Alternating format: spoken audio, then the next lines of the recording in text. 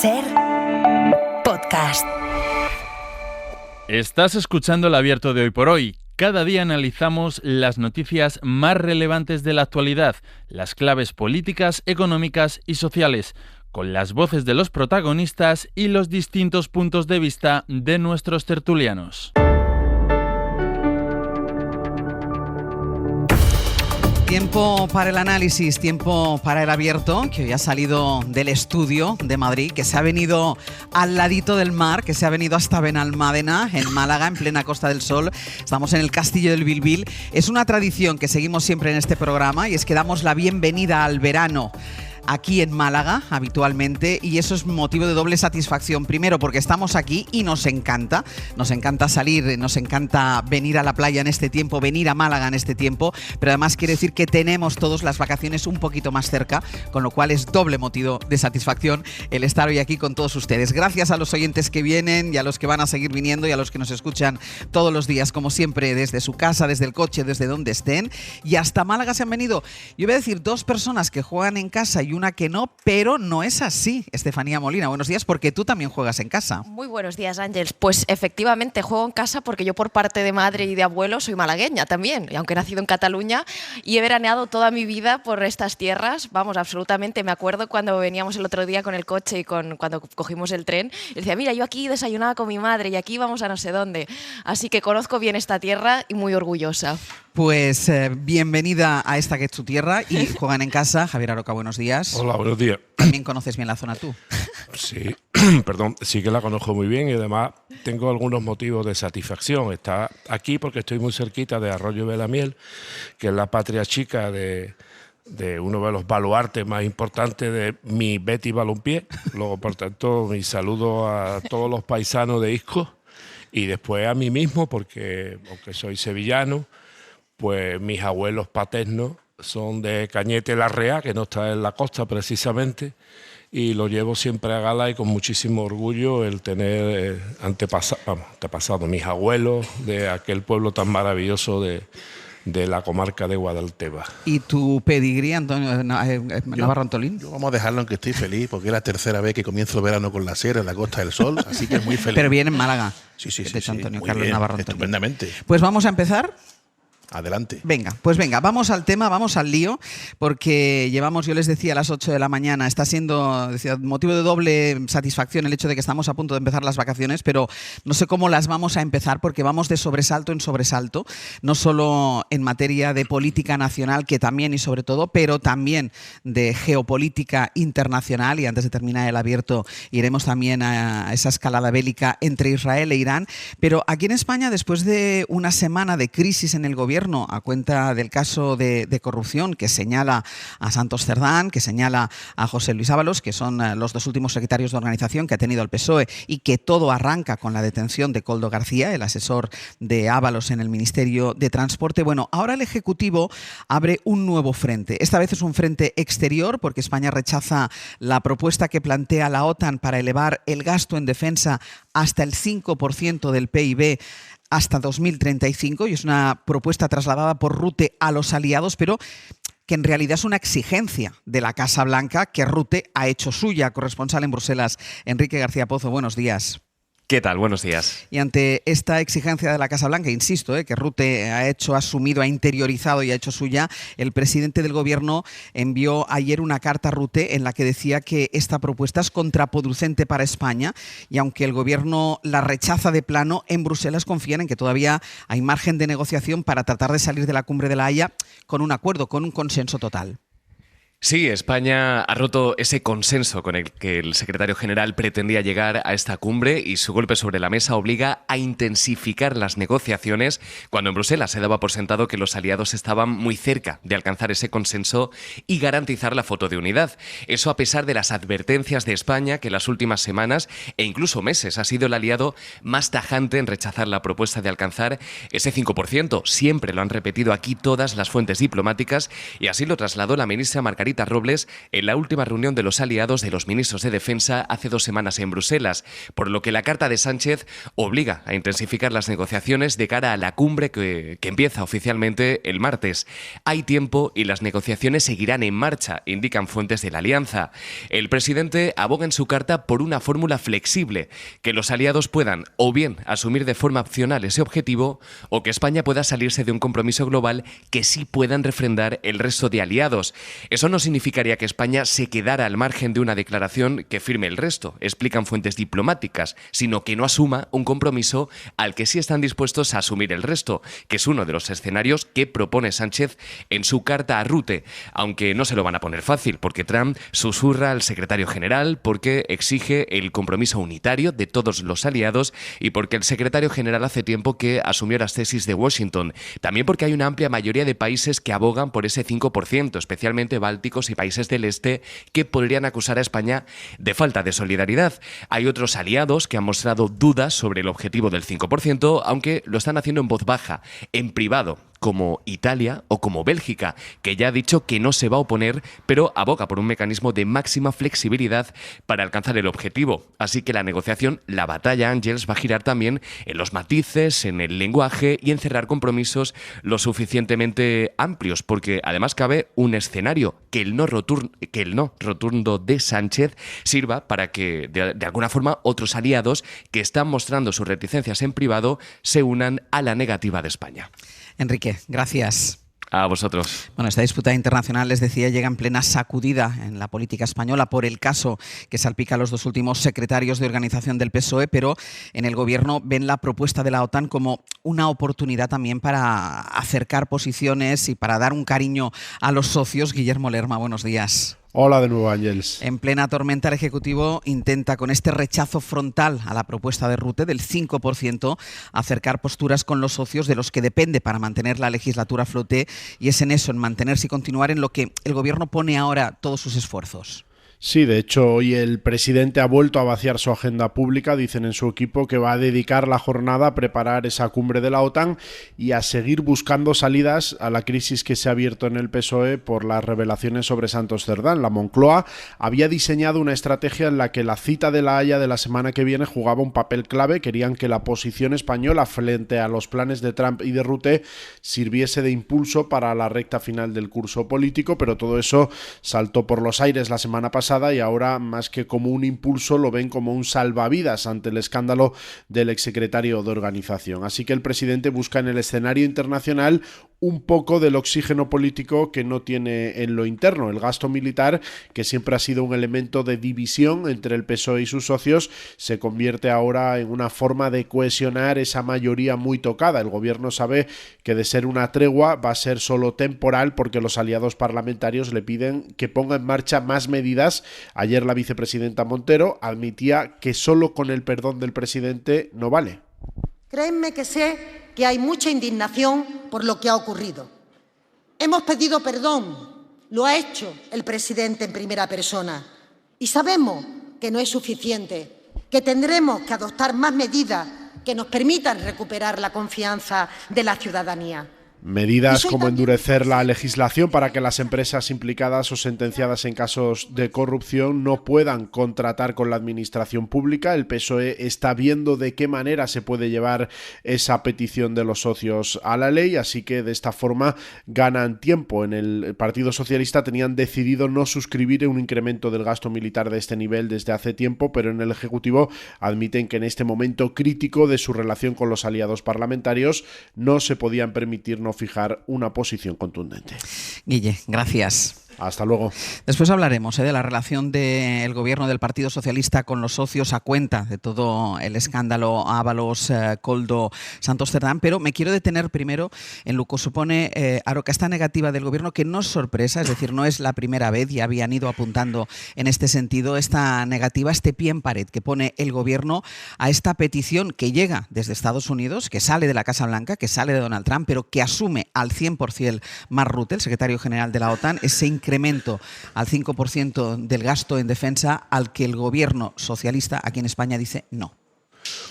Bueno, no es la primera vez que un secretario general de la OTAN es por decirlo en un lenguaje así muy popular y comprensible, es el perrito fiel de Washington, ¿no? Todos lo han sido y por tanto no cabría esperar otra cosa si el Rute.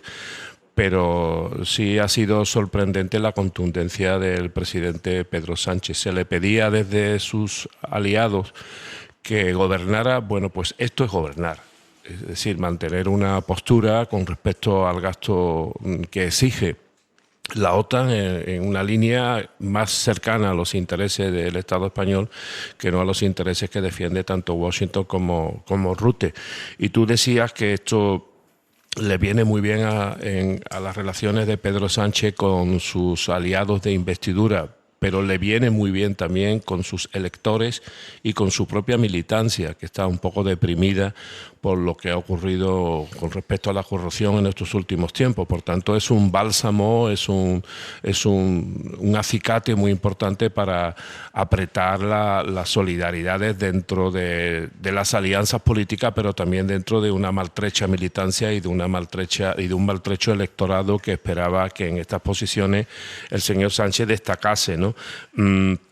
Aquí hay varias preguntas, ¿no?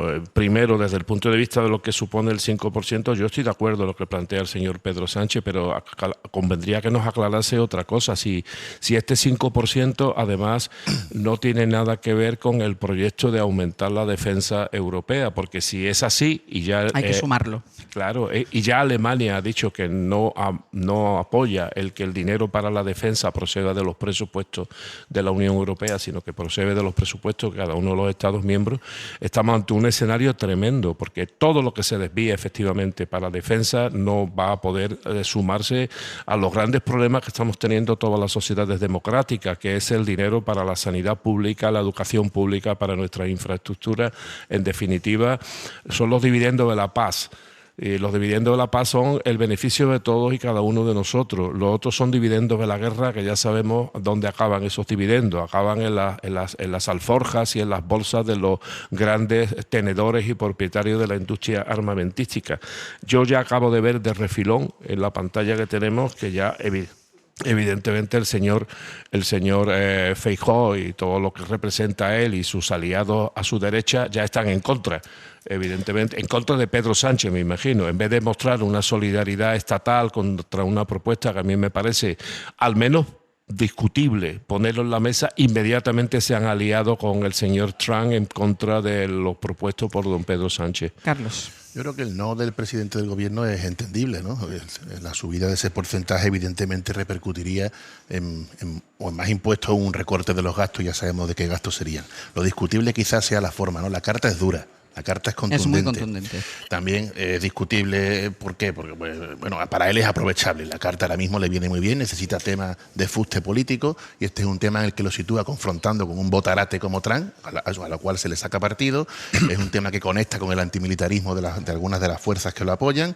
Un antimilitarismo, por cierto, a mi juicio, muy adolescente y de asamblea de instituto, porque hay que tener en cuenta que el mundo ha cambiado y hoy hay que hablar, y conviene hablar, de cultura de defensa. El mundo ha cambiado hace muy pocos meses. Europa está amenazada, está frágil, está sin liderazgos consolidados. Fijaros el panorama que tenemos con los conflictos bélicos que nos amenazan, con lo cual hay que tomarse el tema muy serio porque es delicado. Ahora bien, lo que no me gusta es que nos quedemos solos y los primeros. Yo creo que a España no le conviene quedarse solo en este caso. ¿Qué haría yo? Pues llegar a un pacto. Hay que aumentar el gasto, pero vamos a hacerlo un pacto de forma escalonada, ¿no? Vamos a hacerlo de forma progresiva. Y ahí a lo mejor Italia se pone de nuestro lado, lo cual no es mala cosa de estrategia política, porque Meloni es la única interlocutora que Trump reconoce, pero yo no iría nunca solo. Iría de la mano. No me quedaría solo porque creo que a España, por cuestiones de diplomacia, de política, no le interesa en este caso. Estefanía. Yo sí creo que de fondo es un guiño a los socios. Obviamente estamos en un contexto donde los socios ya, muchos de ellos, dan la legislatura por acabada con todos los casos de presunta corrupción. Por ejemplo, Podemos ha dicho ahí que pone pie con pared y realmente... Yo creo que esta oposición también viene por una cuestión que ataca a los males que yo creo que de fondo tiene la defensa en España. Estaba viendo un informe del Instituto Español de Estudios Estratégicos que lo que comentaba es que podríamos decir que hay dos partidas, gasto en defensa y gasto en defendernos. El gasto en defensa son unos 23.000 millones y de esos el gasto en defendernos 14.000. Para que nos hagamos una idea, un poco la diferencia es que el gasto en defendernos es lo que realmente son nuestras capacidades, qué podría hacer un ejército en España, España, y el gasto en defendernos son otras partidas. Y ahí, por ejemplo, se mete CNI, las pensiones de los militares y otras tantas cuestiones. ¿Qué ocurre? Ahora mismo lo que nos está exigiendo la OTAN es más inversión en capacidad de defendernos, es decir, más armas, más operativos. Cuando precisamente este plan de 10.000 y pico millones del gobierno decía textualmente que no buscaba ampliar las capacidades, sino que buscaba invertir dinero en modernizar los sistemas que ya ocurría. En resumen, lo que nos están exigiendo es más capacidad, más inversión real, más efectivos en tropas, en armamento, etcétera, que es precisamente la pata más coja que tiene ahora mismo España. Yo veo que ahí es el problema. De ese 3,5, digamos que de ese 5, un 1,5. Son temas relacionados con la defensa, es decir, industria, ciberseguridad, etcétera, que a lo mejor es mucho más amable de vender, sí, pero ya un 3,5 y nosotros no estamos llegando ahora mismo ni al 2, es efectivamente esto que estábamos comentando de una inversión en capacidades. ¿Qué ocurre? Yo veo que ahí la OTAN tiene un problema, y es que si España se descuelga, obviamente no los países del este, no los bálticos, pero a lo mejor hay otros países de esta parte de Europa, como Bélgica y otras tantas, que dicen, mira, yo tampoco quiero, ¿no? Y yo sí que le compro un poco la crítica que hacía Aroca. Si estamos invirtiendo en esto y mucho dinero, no estamos invirtiendo en Europa y en nuestra autonomía, que es un poco el fondo del asunto. Mira, déjame que me vaya a publicidad porque Aroca pedía la palabra y por algo que ya ha salido aquí sobre la mesa, que es si se gasta en defensa, ¿qué deja de gastarse en otras partidas? Lo vamos a ver a la vuelta y continuamos con el análisis. El Abierto. Ser podcast. En el Abierto, hoy desde Benalmádena, desde el Castillo El Bilbil, con Carlos Navarro Antolín, con Estefanía Molina y con Javier Aroca. Estábamos con el análisis de la negativa, esa carta que mandó ayer a la sede de la OTAN el presidente del gobierno, Pedro Sánchez, negándose a elevar el gasto en defensa hasta el 5% del PIB. Y ahora vamos a continuar con el análisis, que hay palabras pedidas, pero por aterrizar también un poco. Vamos a ver qué supone este 5% de gasto. En el gobierno creen que no es algo racional, y es más, hablan incluso de un incremento contraproducente. Y lo hacen porque, según el Ejecutivo, aumentar ese gasto comprometería, como ya ha salido aquí en el debate que estábamos manteniendo, comprometería el gasto en otras partidas. Adela Molina, buenos días. Hola Ángeles, buenos días. España ha mantenido en los últimos meses que eso de fijar porcentajes es un sinsentido y pide atender a las necesidades concretas para fijar así no solo una cantidad a invertir, sino en qué áreas es necesario hacerlo. El caso es que para llegar a ese 5% del gasto en defensa hay solo 3 vías: o aumentar la deuda, o subir impuestos, o recortar gastos que presumiblemente, y es lo que comentaba antes Aroca, vendría de las partidas sociales. Eso es, para hacernos una idea clara de lo que supone llegar a ese porcentaje, hay que pensar que gastar un 5% del PIB en defensa supone que el gasto militar supere los 80.000 millones de euros. El objetivo de gasto que se marcó hace mes y medio el Gobierno para este año era de unos 33.000 millones, así que habría que gastar 50.000 millones más para cumplir con ese 5%. Eso con los datos del PIB que tenemos hoy, pero como la economía, el PIB va creciendo cada año, la cifra de gasto también tendría que subir varios millones de euros cada año. Para dar otra referencia, Ángeles, el 5% supondría gastar en defensa más de lo que todas las administraciones públicas en España destinan a educación, y que supone poco más del 4,5% del PIB. ¿Y de dónde puede salir el dinero? Pues en teoría, como tú decías, hay 3 vías. Recurrir a préstamos, lo que supondría aumentar aún más la deuda pública en España, que ya es muy alta, está cerca del 100%. Otra opción es subir impuestos para recaudar más dinero y poder destinarlo a defensa, por ejemplo. Y la tercera son los recortes, recortar gastos de otras partidas, incluidas las partidas sociales. Adela, gracias. A vosotros. Hasta luego, Aroca. Sí, quería decir varias cosas. Primero, ser antimilitarista no significa necesariamente o al revés, tener una cultura de defensa distinta de la canónica no significa ser antimilitarista. Hay militaristas, hay antimilitaristas, por supuesto que los hay, pero hay otras personas que simplemente tienen una visión distinta sobre cómo debe ser nuestro papel internacional en materia de defensa, y yo creo que esas opiniones enriquecen el debate público. No se puede descalificar solamente decir, esto es antimilitarista. Bueno, se podría decir, incluso se puede afirmar, que la defensa en su concepto más amplio no depende solo de los militares, sino es otra cosa muchísimo más amplia. Por tanto, eso en principio lo rechazo. Segundo, cultura de defensa, que es una novedad, yo creo que más mediática que otra cosa. Ya existen los textos O si no, todo lo que hay en materia de defensa en los tratados de la Unión Europea y que no se han cumplido, ¿eso qué era? Eso era la construcción de lo que se llamó antiguamente un pilar europeo de defensa. Lo que había que interpelar a las grandes potencias europeas, por ejemplo Alemania y Francia, porque no han hecho nada después de 40 o 50 años. Y por cierto, cuando hay que hacer algo, dice sí, pero que cada uno pague la defensa. O sea, no se comunitariza, no se mutualiza a través de los presupuestos de la Unión Europea como otras cosas, la agricultura, la solidaridad, la política. No, esto no, la defensa es que cada uno se la pague la suya. Bueno, eso es muy poca cultura de defensa. Después, con respecto a las acusaciones eventuales de insolidaridad por parte de determinados países del este singularmente se dice, pero en esos países y en España, porque algunos están siguiendo ya esa posición que mantienen los estados bálticos y esos países del este, porque dice que ellos están muy cerca de Rusia. Bueno, pero la concentración, por ejemplo, ahora mismo, que se está verificando en las bases aéreas de Morón y la naval de Rota, ¿qué creen que es? Eso es insolidaridad, solidaridad, porque a mí, además, lo que me gustaría como ciudadano del Estado, pero en este caso como ciudadano andaluz, es saber qué está pasando en esas dos bases que están en nuestro territorio y hasta qué punto nos compromete en la política de la paz. Tercer tema. Y lo último, en el último acuerdo que se ha firmado con Gibraltar, que la mayoría de su articulado es maravilloso y va a suponer mucho bienestar para todas estas comarcas, sobre todo las adyacentes, pues también se salvaguarda los aspectos que afectan a la seguridad y a los aspectos militares de la roca. Por tanto, ¿España insolidaria? No. España, primero, solidaria y comprometida, e incluso contra la voluntad, por lo menos en mi caso, de muchos ciudadanos del Estado. Pero fíjate, Aroca, que yo sí le compro a Navarro Antolín lo que estaba diciendo de esa idea a veces un poco infantil de algunos socios del antimilitarismo. Y te voy a poner un ejemplo. Hemos visto cómo Esquerra Republicana ha ido virando su posición, curiosamente, cuando en el CIS salió que su electorado hoy, lo comentamos un día en este programa ampliamente, está mucho más cercano a lo que piensa el PSOE de la defensa que a lo que piensa Bildu o Podemos, como fuerzas percibidas como más a la izquierda del PSOE. Y vimos ahí que Esquerra pasó de adoptar la posición de estas fuerzas a decir, bueno, pues hablemoslo, ¿no? Hay que ver qué hacemos en el contexto geopolítico en el que estamos. Por ese mismo motivo, y de hecho hoy la ciudadanía en España, también datos del CIS, apoya la idea, por ejemplo, de un ejército europeo, que es la crítica que yo te compraba antes. Yo sí estoy de acuerdo que mientras estemos sosteniendo el paraguas de la OTAN, no estamos atajando el problema real, que es si llega un presidente de turno a Estados Unidos, como ha llegado, que es Trump, y tambalea la idea de la disuasión que generaba la Alianza Atlántica, no estamos invirtiendo en lo nuestro, por tanto no tenemos autonomía. Pero yo sí que creo que a veces las posiciones sí son un poco infantiles. Hay partidos, porque hay partidos que han pasado de decir que Europa necesitaba independencia a prácticamente dar a entender que no, que aquí no hace falta ningún tipo de gasto en defensa. Cuando tú mismo has dicho que... ¿Por qué creo que es infantil? Porque se demuestra que hoy todos los países tienen amenazas.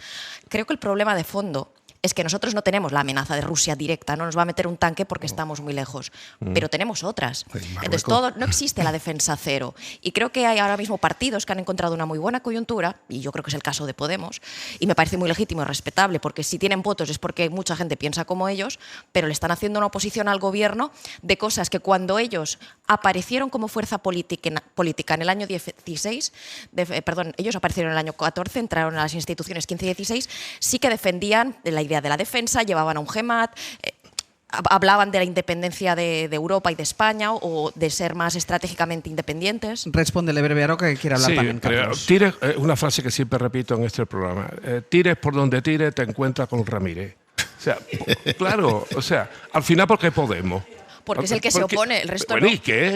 Son 4 diputados, o sea, ya está Podemos, Podemos en el menú del día. Y la izquierda infantil. Mira, yo tengo 71 años, luego, por tanto supongo que no soy infantil. Ya tengo una edad distinta para otra división, ¿no? Ya para, no sé, los viejos, lo que sea. Yo estoy en contra del bombardeo de la OTAN de Belgrado. Yo estoy en contra del papel de la OTAN en Libia, en Siria, en todos lados. Yo no soy infantil. No soy infantil. Y por cierto, ya que hablas de infantilismo, Bertrand Russell, que fue un magnífico premio Nobel, laborista de origen rico, se posicionó abiertamente en contra de la guerra. No era infantil, pero sí le costó su carrera política y su carrera personal. ¿Sabes por qué? Porque los de la cultura de defensa de entonces del Reino Unido lo señalaron por estar en contra de la Segunda Guerra Mundial. Carlos. No, pues el infantilismo es el uso también de argumentos ya desfasados que no se corresponden con la actualidad y que en la sociedad ha avanzado tanto que ya, por ejemplo, en España prácticamente nadie, por poner un ejemplo nada más, ¿no? Se sabe los nombres de los generales, no sabemos los de los jueces por los temas de corrupción, pero lo de los generales, que era muy habitual en los años 60 y 70, ya nadie conoce a un general, ni los apellidos, ¿eh? Eso es una, valga el botón de muestra, ¿no? Que eso, lo que tiene que tener muy claro es que quien sostiene la OTAN es quien la está poniendo en jaque, que es Estados Unidos. Claro. Y esto ha cambiado.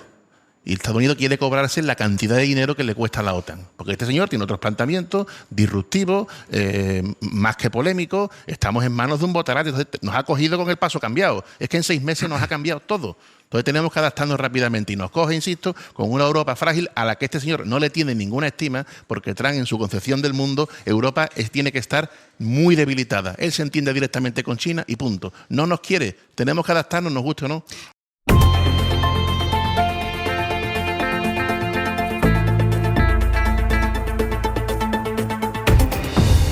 El abierto, Carlos Navarro, Antolín, Estefanía Molina y Javier Aroca. Vamos a ir cerrando la carpeta de la negativa del gobierno a elevar el gasto en defensa a ese 5% que exige tanto Washington como la OTAN. Querías decir una última cosa, Estefanía. Sí, rápidamente. Esto que decía Aroca de que todo lo centralizamos en Podemos. Para empezar, porque es el partido que yo creo que cuando estaba en el gobierno o aspiraba a ser una fuerza de Estado, defendía unas cosas.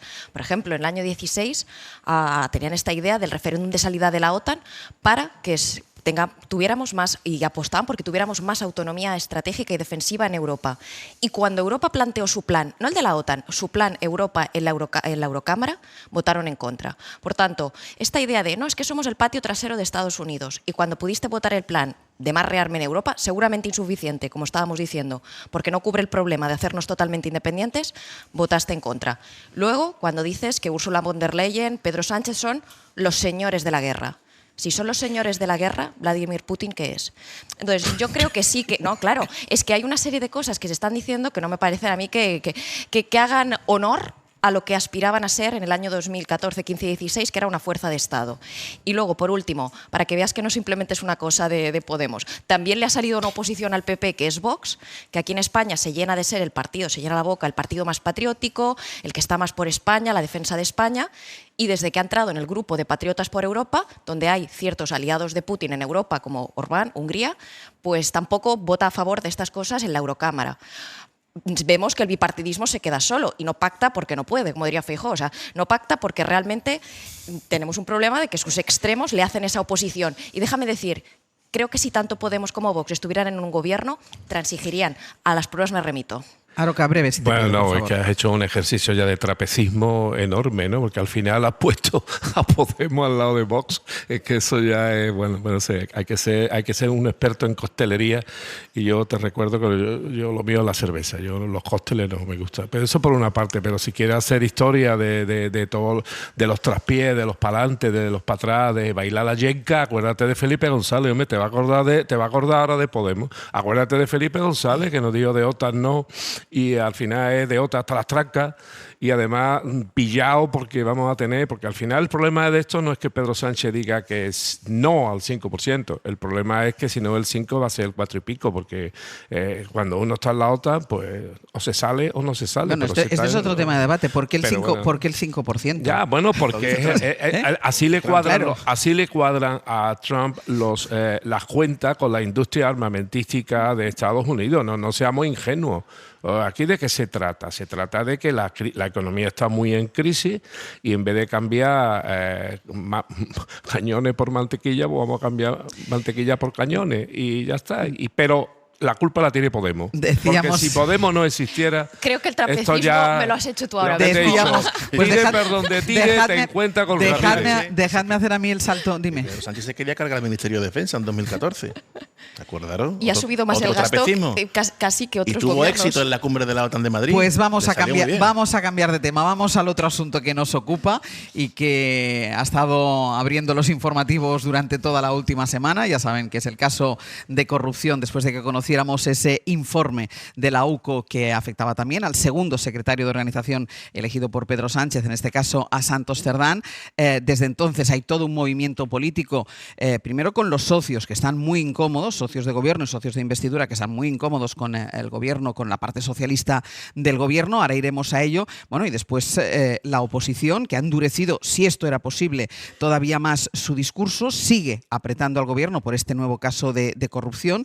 Hoy, por cierto, Pedro Sánchez ha vuelto a vaciar su agenda, ha cancelado todos los actos públicos que tenía. Decía antes Guillermo Lerma que era para dedicarse sobre todo a preparar esta cumbre de la OTAN de La Haya, de lo que hemos estado hablando hasta ahora aquí en El Abierto. Y mientras Pedro Sánchez no aparece, cancela todos los actos, todas sus apariciones públicas, Feijóo hace lo contrario.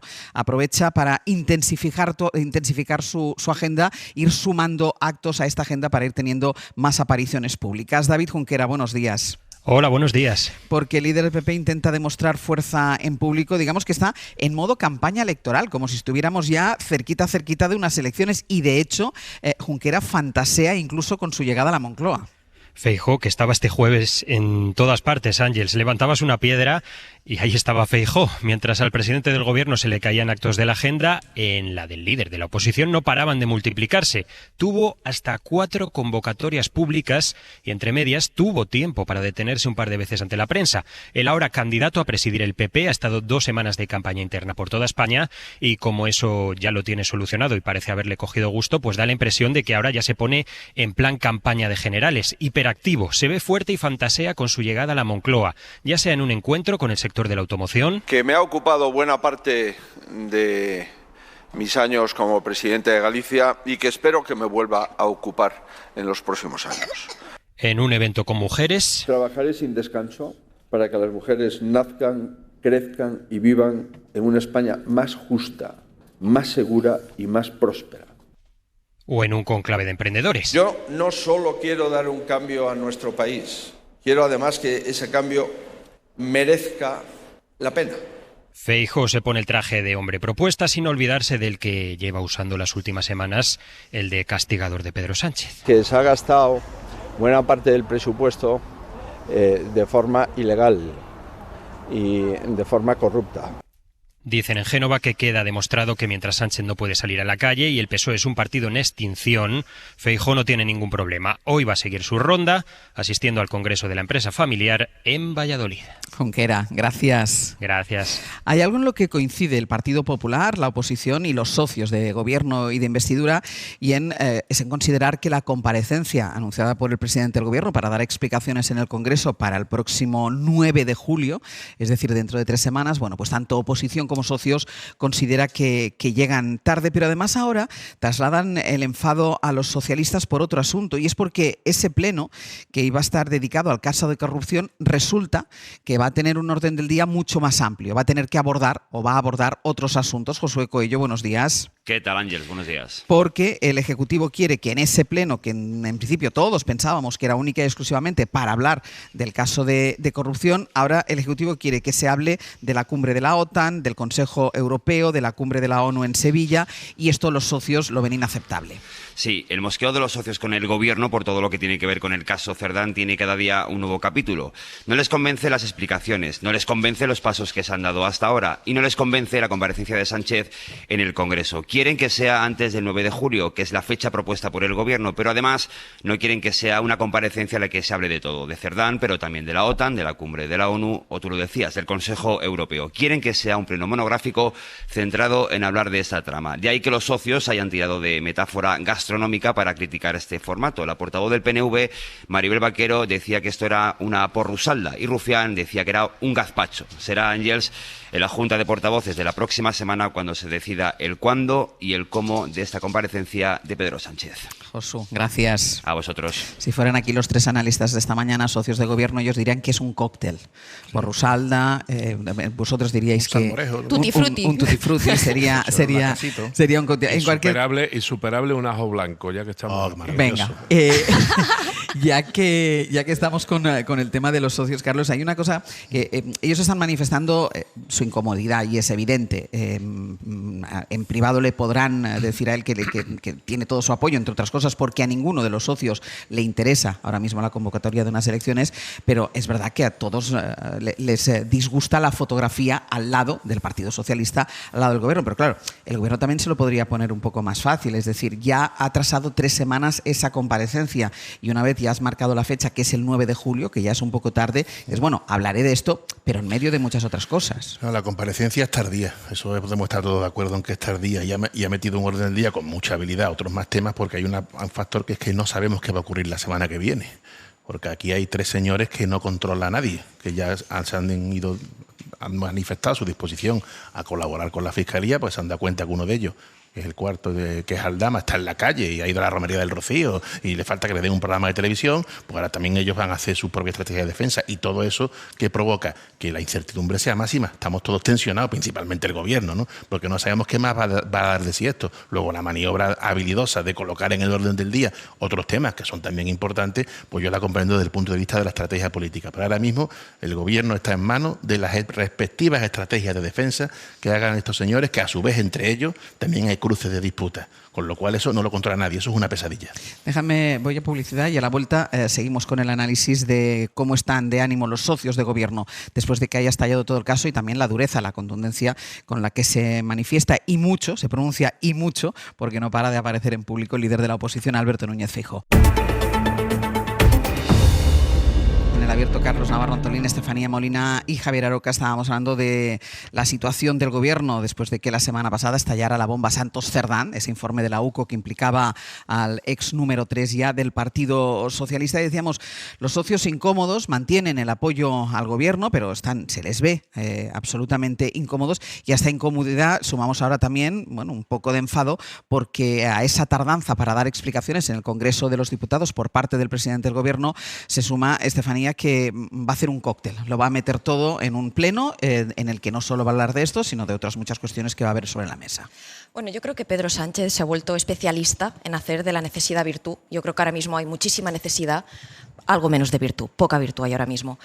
Y esto que está haciéndole a los socios, yo creo que en el fondo es una exhibición de fuerza. Es decir, en tanto en cuanto no me vais a poder echar, porque ninguno de vosotros quiere que gobierne la ultraderecha, así estén escalando las informaciones y esto se convierta en una especie de gota malaya todo el rato, cada día nuevos titulares, yo lo decía en las claves, la semana que viene declaran Koldo y Ábalos, así esto sea mediáticamente insostenible o de cara a la opinión pública, como no me podéis echar, pues aquí tienes la comparecencia tutti frutti, te la envainas, dicho coloquialmente. Entonces, yo creo que ahí hay un problema real de fiscalización, pero es que los propios socios son conscientes de eso. Tenemos ahora mismo un contexto donde, más allá de que podamos percibir de que el gobierno está pasando su peor momento, su peor de máxima debilidad, el propio Partido Socialista hoy no puede echar a Pedro Sánchez. Se reformó el reglamento para que todo el poder sea de la militancia, por lo cual, si hay varones muy cabreados, cuadros intermedios o gente que piensa, mira, cuanto más dure esta agonía, más largo va a ser el ciclo de gobierno de la derecha y la ultraderecha, ¿no? Acabemos ya con esta agonía, así lo piense mucha gente, ya no lo pueden echar como en el año 16. Por tanto, el partido ya no puede ser un contrapeso porque en el reglamento no puede.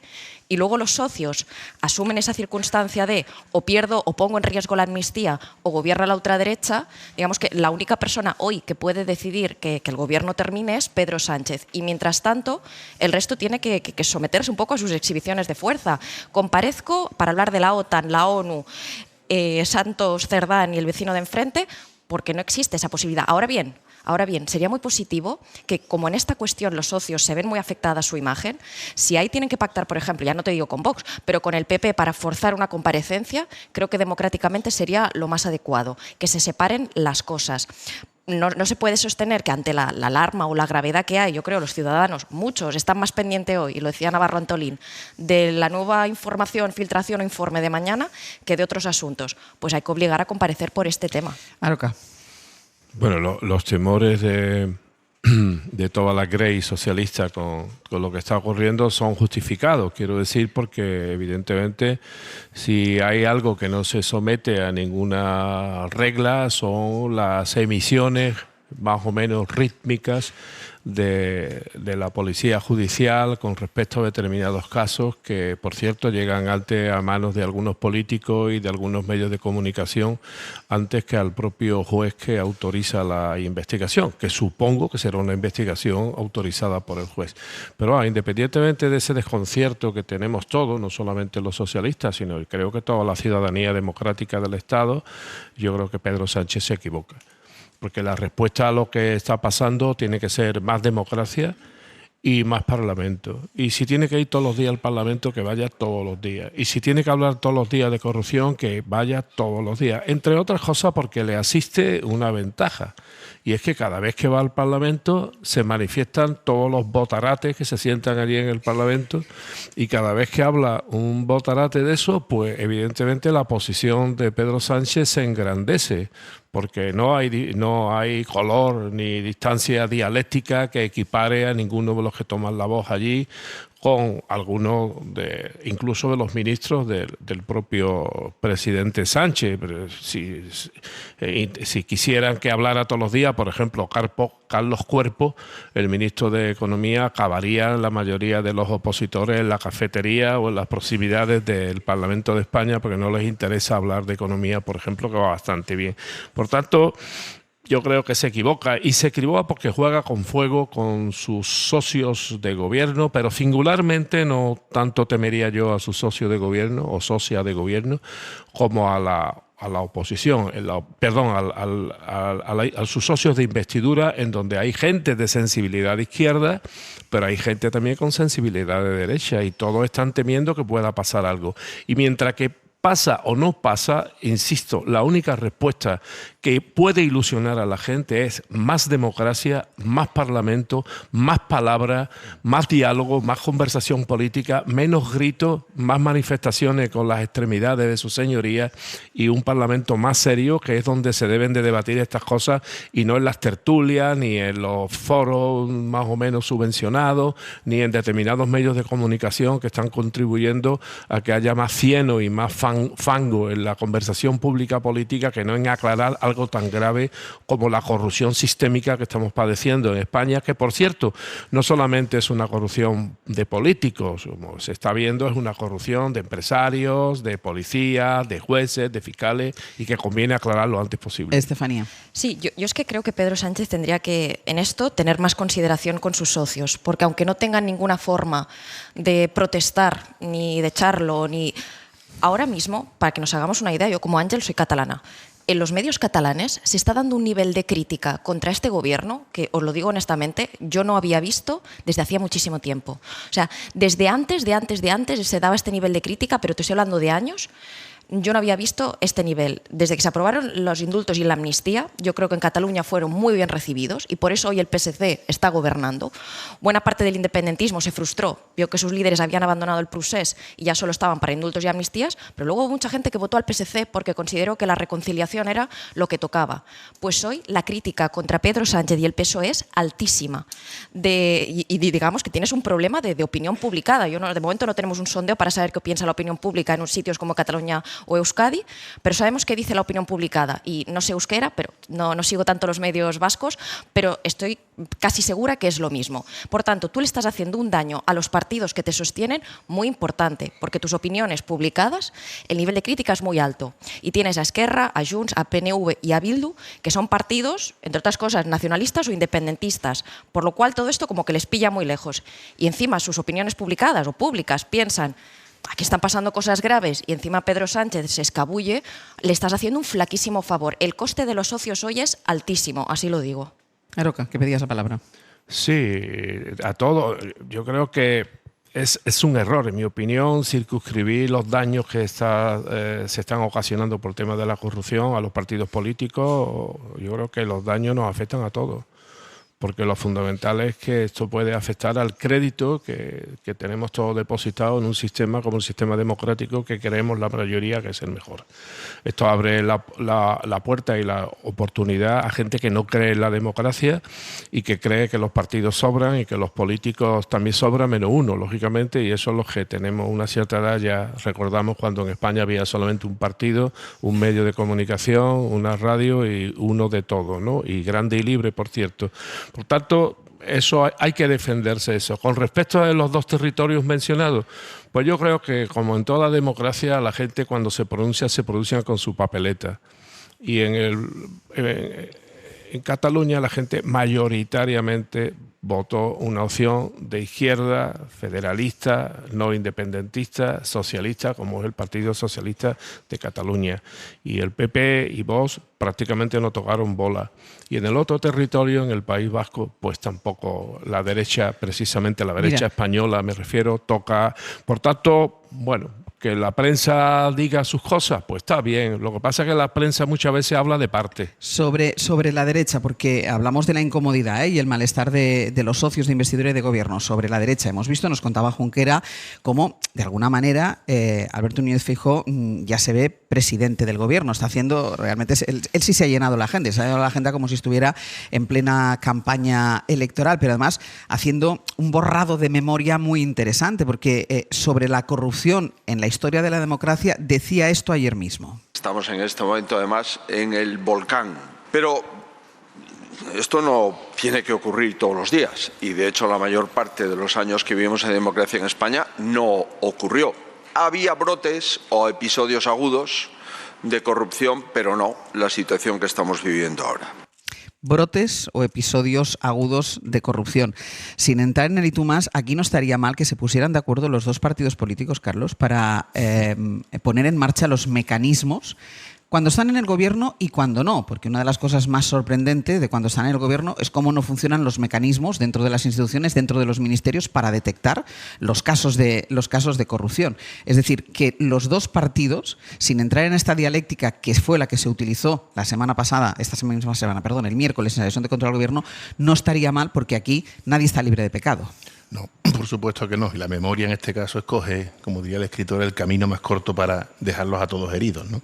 Pero esto no es Alemania. Aquí no va a haber ojalá hubiera un... Ha habido más que brotes en este país de corrupción. Mucho más. Ojalá hubiera aquí pactos de Estado, entre otras cosas, para lo que tú estás aludiendo, ¿no? Yo creo que Feijóo no se debe ver como presidente, haría muy mal. De hecho, creo que no se ve. Otra cosa es que tenga que llenar una agenda del periodo, vamos a llamarlo, del tardosanchismo, ¿no? Que eso puede hasta generar ansiedad porque son muchos días y no sabemos cuánto va a durar esto, ¿no? Es una cuestión indefinida y aparte tiene que llenar de contenido el Congreso de las Guayaberas, hasta que le han hecho en verano. Y luego hay que ganar unas elecciones. Y es que lo último que iba a decir. Bueno, ganarlas, poder gobernar. Para ser presidente del gobierno, él tiene que pasar por unas elecciones. Cualquier otra opción que pudiera haber, que no creo que la haya, que pudiera haber, incluso no le conviene al PP porque requeriría de unos acuerdos con formaciones que el electorado del PP castigaría o no comprendería y los castigaría de forma severa. Con lo cual, yo creo que ni se ve ni se debe ver. Tiene que gestionar ese tardosanchismo, tiene que llenar de contenido, un líder de la oposición tiene que echarle mucha más imaginación y tiene que procurar que no le entre ansiedad, porque nunca está el gobierno más débil, pero no termina de llegar.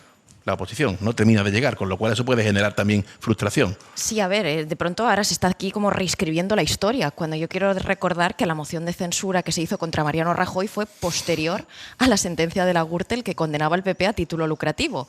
Aunque yo creo, fijaos, que ni siquiera lo echaron por eso, lo echaron porque los socios, los independentistas, se querían vengar por el 1 de octubre. Fue definitivo el voto del PNV. Exactamente, claro. El PNV se le aseguró el cupo, Podemos y el PSOE encontraron ahí la circunstancia para ponerse de acuerdo que hasta entonces no se les permitía como alinearse o que Podemos votara ese acercamiento con el PSOE, pero digamos que el detonante fue la cuestión de la Gürtel. Entonces ahora viene aquí y se reescribe la historia. Y antes de eso había habido varias mociones de censura contra el PP, contra Rajoy, que gobernaba en aquel momento, que no salieron adelante, pero es donde se leían ahí todos los casos de corrupción que había habido alrededor del Partido Popular. Ya fue el Partido Popular nacional, el autonómico, el regional. Entonces esta reescritura de la historia es un poco dramática. No sé si se aprovechan con esta coyuntura de que van a entrar muchos nuevos votantes que a lo mejor no se acuerdan ni del 15M ni de nada de esto, pero por algo implosionó el sistema en España.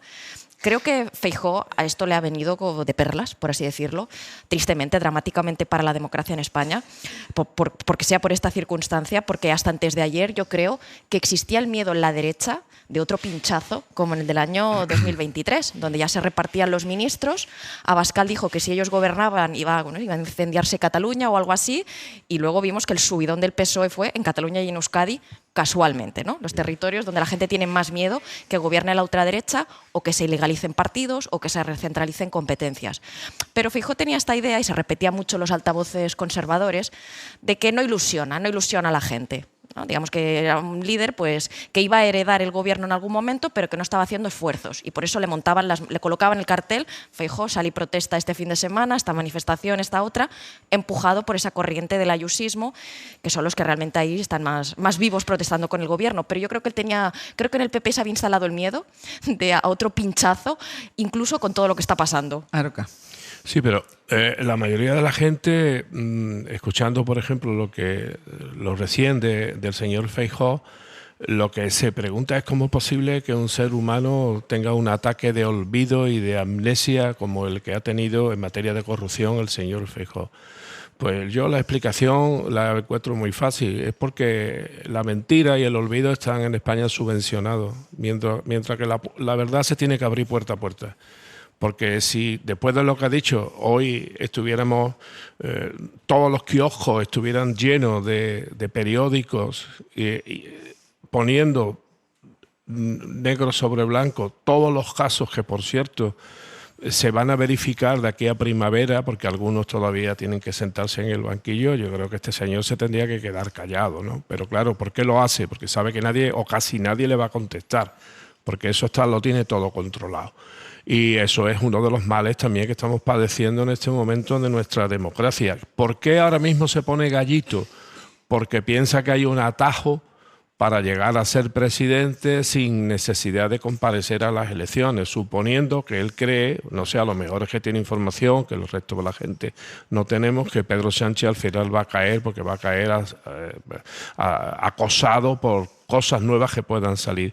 Y ahí además se le nota, no sé si usted alguna vez lo ha perseguido un perro, pero cuando va un perro, aunque no te esté persiguiendo, vas corriendo que no sabe ni dónde mirar, ni qué hacer, no sabe si subirte en un árbol o tirarte al agua, no sabe. El perro, pero no hace falta que te persiga, con que ladre, ya está, pum.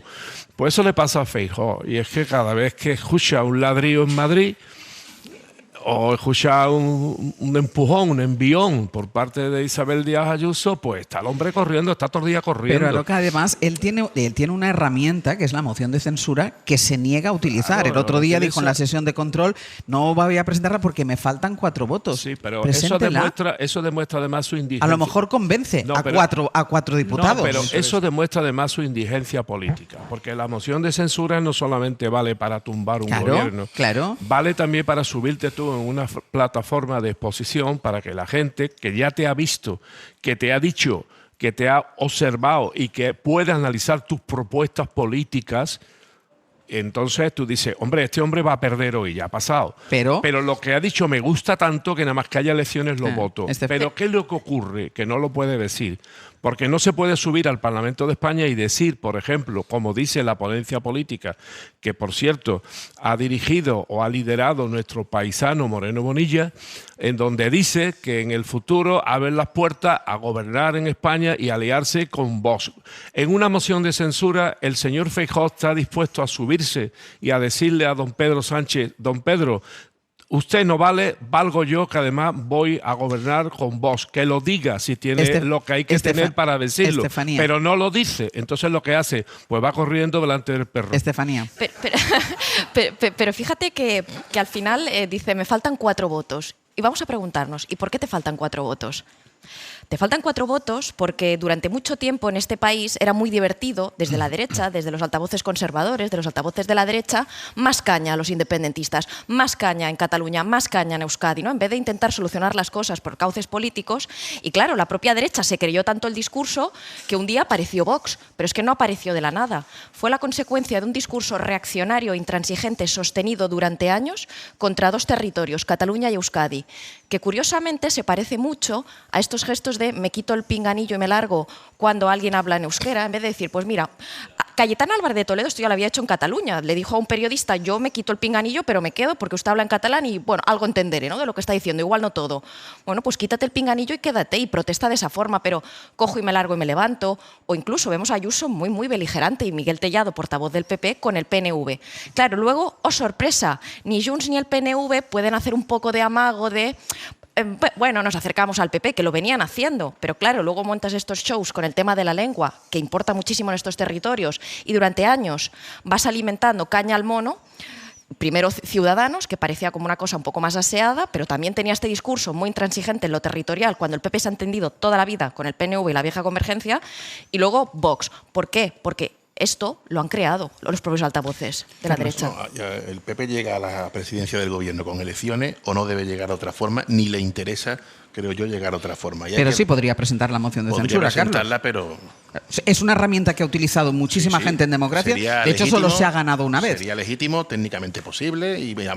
Y sabríamos cuál es el plan que tiene Feijóo para España. Sí, ¿Nos daría alguna pista? Sí, también, pero lo puede hacer también de otra forma. Ha elegido oportunamente la otra. En fin, yo tengo que reconocerle que yo, cuando vi el congreso que yo llamo de las Guayaberas en Madrid en julio, dije, esto es una barbaridad. Un congreso en pleno julio con el curso político acabado. Pues al final le ha venido bien. Siempre se decía que tenían información, han acertado. El congreso le va a venir muy bien porque le vas a coger preparado y armado.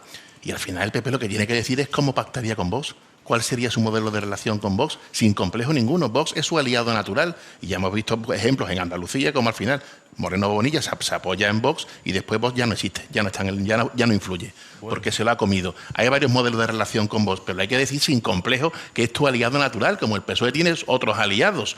Algunos de ellos para mí vergonzosos como el de Bildu, una opinión muy personal. Para mí lo es, otros no, aunque todos sean legítimos, cuidado.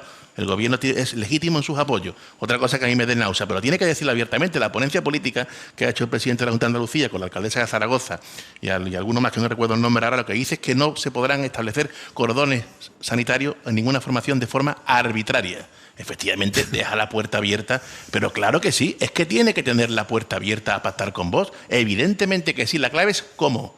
La clave es cómo y hasta qué punto te dejas presionar. La clave es porque no lo dicen. No, tú decías, no, Moreno Bonilla hizo esto y ya no hay rastros de Podemos en Andalucía. No. Ahora mismo no. No. Pasó a la mayoría absoluta. Sí, pero es que Vox no es solamente... Por ejemplo, hemos escuchado antes la precampaña del señor Feijóo hablando de las mujeres, ¿no? Pues las mujeres de toda España deberían de saber que fruto del acuerdo entre Vox y PP, en Sevilla ha abierto una oficina antiabortista. Y además con trompeta y tambores. Luego, por tanto, la política que sigue el PP cuando Vox está cerca es la política de Vox, que se quiten la careta, que lo demás es mentira.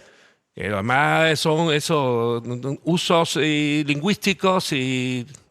Una última cosa referida a todo este tema que nos ocupa y que es importante, y además Aroca antes ha hablado de ello, de que era el papel que juegan las empresas, porque les estamos contando hoy que la Guardia Civil registró la semana pasada las oficinas de todas las empresas implicadas en el caso.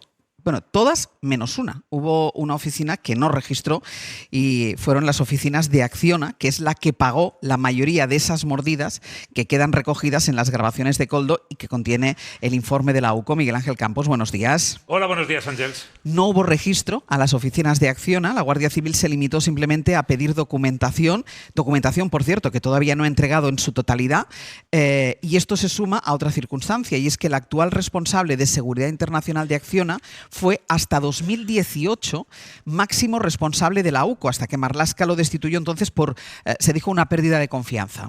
Sí, así es. La UCO registró las tres empresas más pequeñas de la trama, OPR, LIC y Servinavar. Entró y se llevó lo que quiso. En el caso de Acciona, compañía del IBEX, y que supuestamente pagó el grueso de las mordidas de 620.000 euros, solo fue un requerimiento. Los agentes se personaron en Acciona para pedir el correo electrónico corporativo de Fernando Agustín Merino, el dirigente implicado. La UCO se conformó con la respuesta de Acciona, que, dado el volumen del contenido del correo requerido, ya les informaría a la empresa cuando finalice finalizase la extracción, por lo que los guardias se fueron sin la información del correo. Queda pendiente su entrega, escribieron literal en el acta. Asimismo, la UCO solicitó a Acciona 5 expedientes de adjudicación de obra pública bajo sospecha. Los agentes exponen que fue entregada buena parte de la documentación, excepto las certificaciones de 2 expedientes de obra. Una documentación, dice la UCO, que será entregada por Acciona a la mayor brevedad posible, de nuevo literal. El responsable de seguridad internacional de Acciona desde 2021 es el exjefe de la UCO, Manuel Sánchez Corbí, destituido por Marlaska. También forma parte de la compañía la hija del coronel del Instituto Armado, Diego Pérez de los Cobos, enfrentado como el anterior a Marlaska. La UCO niega a la SER que la presencia de su jefe hasta 2018, el coronel Sánchez Corbí, haya tenido algo que ver con la diferencia de trato y no ofrece explicaciones respecto a por qué optaron por el requerimiento en el caso de Acciona y no por el registro como con el resto. Se limitan a afirmar que la unidad llevó a cabo su acción y reclamó la documentación que estimó pertinente en cada caso. Campos, aprovecho que estás aquí porque en las últimas horas has hablado con José Luis Ábalos y él lo que te ha dicho es que descarga toda la responsabilidad de la trama en Santos Cerdán y en Coldo. Él dice que ha sido utilizado por ellos dos, que le presionaron para influir en las contrataciones. De hecho, Ábalos niega que haya cobrado ninguna comisión, a pesar de que eso no es lo que dicen los audios. Sí, rompió José Luis Ábalos su silencio ayer en la SER. Nos dijo que, visto el informe de la Guardia Civil y las últimas actuaciones, se da cuenta ahora de que fue utilizado por Santos Cerdán y Coldo, que ahora entiende que ambos venían con una dinámica previa de supuesta corrupción desde Navarra y que penetraron en el ministerio donde le presionaron para tratar de influir en las contrataciones. Soy el gilipollas, el imbécil de todo esto, nos dijo. No está reconociendo, Ábalos, la existencia de una trama, como veo que interpretan hoy algunos medios citando a la SER, sino que, según lo que ha leído a la UCO, se la colaron, le engañaron, dice. Ábalos también muestra su enfado con Pedro Sánchez por la diferencia de trato con Cerdán. Sostiene que trataron de encapsular en él la causa y le maltrataron desde el primer momento, mientras que Sánchez ha defendido la inocencia de Santos Cerdán hasta el último instante. Ábalos niega financiación ilegal en el PSOE o que haya cobrado comisiones pese a los audios. Dice que no se reconoce en ellos y que en cualquier caso se habla de una deuda, por lo que se trataría de un cohecho no consumado. Respecto a sus relaciones con las mujeres, desliza que nadie aguanta el análisis de su vida privada y sobre la joven con la que fue sorprendido por la UCO en el registro a su casa, concede que me crecen los enanos con la chica esta, literal. Por cierto, que esta mujer trató de llevarse escondido un disco duro. Ábalos dice que en él guardaba su estrategia de defensa y conversaciones con Sánchez, ministros y directores de medios de comunicación desde 2021. El exministro asegura que el lunes declarará en el Supremo y no descarta cualquier escenario judicial. Campos, gracias. A ti, hasta luego. Aroca, que hacías referencia tú a las empresas afectadas. Estábamos hablando de Acciona, que es una empresa que también salía y hemos visto implicada en otros casos de corrupción, pero son empresas habitualmente que siguen contratando con la administración pública. Sí, yo creo que en violación de la legislación vigente y del buen criterio de higiene democrática. Pero yo mucho me temo que toda esta cinta que mucha gente teme no va a salir en su totalidad. Porque si saliera en su totalidad involucraría a nuevos operadores económicos y políticos que incluso harían que todo esto estallara y quedara prácticamente en nada, en una operación quirúrgica. Pero solamente, aparte del escándalo al que nos ha narrado anteriormente, lo que a mí, en mi opinión, Miguel Ángel Campos, sobre la presencia, esta puerta giratoria entre la Guardia Civil y determinadas empresas, yo digo una cosa: Acciona ha cesado a un responsable suyo de la empresa en Navarra. La pregunta es, ¿significa que Acciona reconoce o admite que efectivamente una parte de su empresa ha estado involucrada en esta trama de corrupción? Y te diré más, este cesado en Navarra sacaba el dinero para las mordidas de su bolsillo. Esa era la segunda pregunta. ¿Y el cesado qué significa? ¿Que estaba pagando de su bolsillo las coimas? Bueno, todas estas cosas nos las tienen que explicar, porque tal como está ahora mismo el caso, y con el añadido de lo que nos acaba de decir Miguel Ángel Campos, este caso hiede tela marinera. Estefanía. Sí, fíjate que de todo esto que está pasando, yo creo que nos estamos abonando, o al menos como opinión pública, este discurso de, bueno, otra vez lo mismo en España, ¿no? Pero yo quiero luchar contra esa idea de como de los males de España, como por ejemplo la corrupción, es que ya nos tenemos que resignar. ¿Por qué lo digo? Porque yo creo que si una democracia pone parapetos, hay conductas que se acaban. Es decir, no podemos condicionar la ambición o lo que la gente desee en su foro interno, Pero si hubiera empresas que fueran sancionadas por este motivo... Si funcionaran los mecanismos que entiendo que los hay dentro de los ministerios para detectar este tipo de casos, ¿no? Efectivamente. Bien, precisamente algo que yo creo que a mucha gente le clama al cielo, como presuntamente hubiera algunas señoras contratadas que al parecer por el Ministerio de Transportes, que estaban en el entorno del señor Ábalos, ya nos entendemos, por guardar el respeto de esas señoras, no creo que sean las culpables de todo lo que está pasando, que de pronto estaban allí, algunas no iban, no trabajaban, estaban contratadas en base a qué méritos. Entonces, si en los ministerios hay contrapesos, realmente se fiscaliza, se pone mucho más el foco, que seguro que hay departamentos, pero si algo se ha escapado es que a lo mejor no estábamos con todos los ojos puestos. Si hay sanciones para las empresas, si los partidos políticos también tienen penalizaciones por estos temas, yo creo que se acaba, no estamos condenados a vivir en el mal endémico. Antes que se me olvide, hay que ser desahogado y majadero para decir que nadie aguanta el análisis de la vida privada. En fin, ahí lo dejo. Que la perspectiva de los años enseña que, creo que estamos hablando diferenciando entre corruptos y corruptores, que al final todos acaban ante la justicia. Primero, normalmente van los corruptos y después los corruptores. Y en la perspectiva me acuerdo, por ejemplo, finales de los años 80, muy finales, caso Filesa, Malesa, la Gürtel, al final todos pasan. Y si repasamos la sentencia, están condenados tanto los corruptos como los corruptores. Hay que esperar. Dejadme los 2 últimos minutos para actualizar la situación en Oriente Próximo, porque se cumple también una semana desde el primer bombardeo israelí contra las instalaciones del programa nuclear de Irán y contra varios de sus altos mandos militares. Ataques que han desatado una escalada bélica sin precedentes entre las dos potencias enemigas.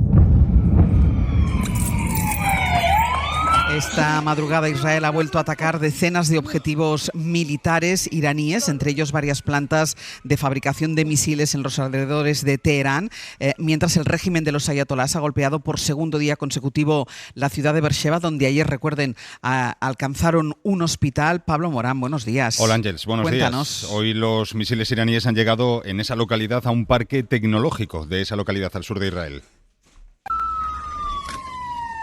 Uno de los edificios afectados alberga unas oficinas de Microsoft. Entre tanto, Israel dice haber bombardeado algunos centros de producción de misiles en territorio iraní. Hoy la esperanza de encauzar todo esto se concentra en la cita que va a mantener el ministro de Exteriores iraní con sus homólogos de Reino Unido, Francia y Alemania. Va a ser en Ginebra, donde hace algo más de 10 años se llegó a un acuerdo con Irán sobre su programa nuclear. Hay cierto margen de negociación, especialmente después de los nuevos plazos que se ha dado Donald Trump para meter o no a Estados Unidos en esta guerra. Make my decision whether or not to go within the next 2 weeks. Y se da 2 semanas para decidir, apuntaba anoche la portavoz de la Casa Blanca, pero el ministro iraní que va a participar en esas conversaciones de hoy ha dicho esta mañana que su país no está preparado para negociar nada con nadie mientras Israel siga bombardeando, y tampoco lo harán con Estados Unidos, al que consideran cómplice de estos crímenes que está cometiendo Israel. Hoy entramos, Ángeles, en la segunda semana de esta guerra con un balance de más de 20 muertos en Israel y más de 600 en Irán, según fuentes no oficiales. Pablo, gracias. A ti, hasta luego. Hasta luego. Debes aprender primero a mover un pie y después el otro para no desentonar. Pensar demasiado no hace falta, hay que dejarse llevar y acordarse siempre de ir siguiendo el compás. Elegir bien con quién bailas es fundamental. Vamos a ir terminando ya el abierto. Va a empezar ahora la segunda parte del programa. Vamos a empezar el verano con todos ustedes desde aquí, desde Benalmádena, en Málaga. Vamos a hablar mucho de esta localidad. Vamos a hablar de plantas porque se ha venido nuestro jardinero Eduardo Barba. Vamos a hablar de libros porque viene Antonio Martínez Asensio. Vamos a hablar de música porque viene Fernando Neira. Y va a haber música en directo que pronto les van a ver ustedes probar. Vera Fauna también se ha venido con nosotros para poner la música, es decir, que nos queda todavía una mañana de radio desde este castillo El Bilbil, donde empieza a hacer un poquitín de calor, vamos a decir, porque el sol ya da con todas las ganas en uno de los laterales, porque aquí al lado justito tenemos la playa y tenemos el mar. Lo primero, despedir a los analistas de esta mañana como se merecen. Carlos Navarro Antolín, Estefanía Molina, Javier Aroca, muchísimas gracias. Como se merecen es con un aplauso. Con un aplauso y un espeto, pero el espeto no te lo van a dar ellos, el espeto te lo vas a buscar. Ahora a partir de las 10 le decimos hola al verano, que está a punto de empezar, pero cuyas temperaturas empezamos a notar desde finales de primavera. Una pausa y vamos con todo. Para no perderte ningún episodio, síguenos en la aplicación o la web de la SER, Podium Podcast o tu plataforma de audio favorita.